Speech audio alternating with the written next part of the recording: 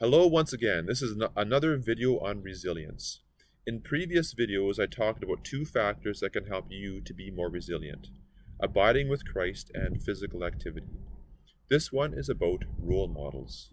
First, a quick story.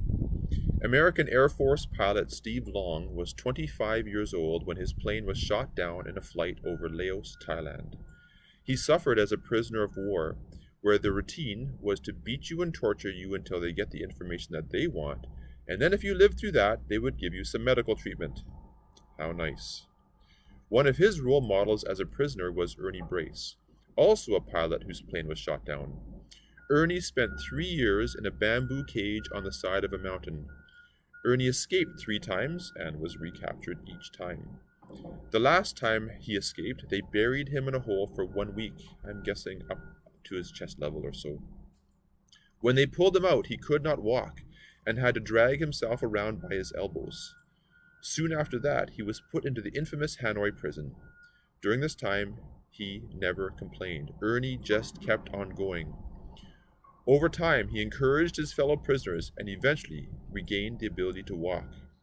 What an incredible example and role model to pilot Steve Long and the rest of the prisoners.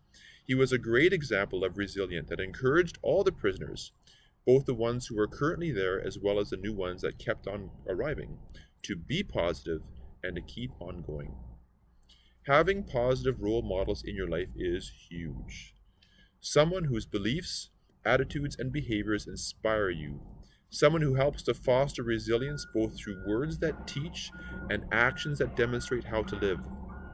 They inspire, motivate, provide reliable support, and foster healthy self-esteem. When we look carefully at their lives, we can begin to take the next step of responsibility for decisions and actions in our own lives. Don't look for someone who's perfect. You will not find them. In fact, a good role model is someone who demonstrates that they understand both their strengths and weaknesses and how they allowed God to work through their weaknesses. Recently, I was reading through the books of 1st and 2nd Samuel, and while the bulk of these books surround the life of Saul and David, I was drawn to Samuel. His dedication to God and obedience was incredible. Amazing things in the spiritual realm happened around him. From the gospel stories of Jesus' life, you get the idea that seeing a person's life is at least as important as getting a list of ideas or lectures from them.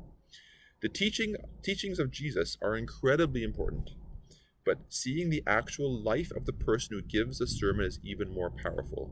How you live affects others. As a teen, I really enjoyed watching NBA player Charles Barkley play basketball. I know that dates me.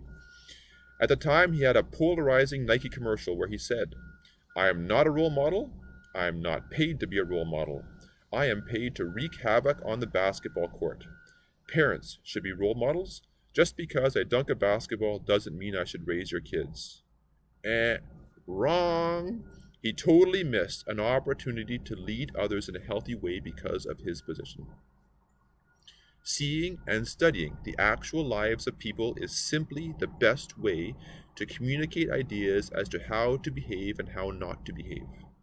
We need to look to healthy heroes and healthy role models.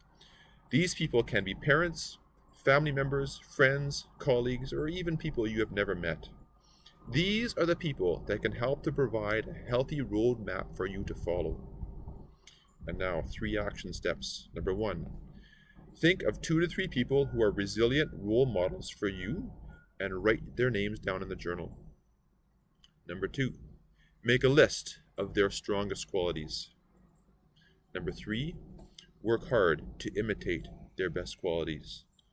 Do those things and you're well on your way to becoming a more resilient, godly person. Take care.